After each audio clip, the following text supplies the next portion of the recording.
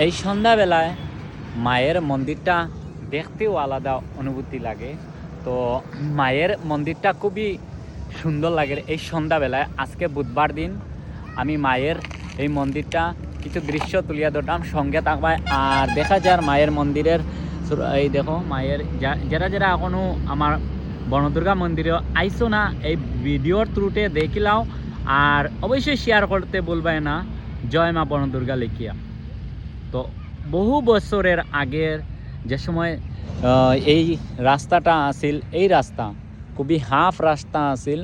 এই রাস্তা হইয়া মা বনদুর্গা মন্দির এদিকে হইয়া ভক্তরা যাইতা। এখন হইছে মহাসড়ক হওয়ার পর থেকে এই মহাসড়ক থেকে মন্দিরের তফাৎটা বেশি দূরই না, কিন্তু আগে একবারে রাস্তার লাগা আসিল মা বনদুর্গার মন্দির।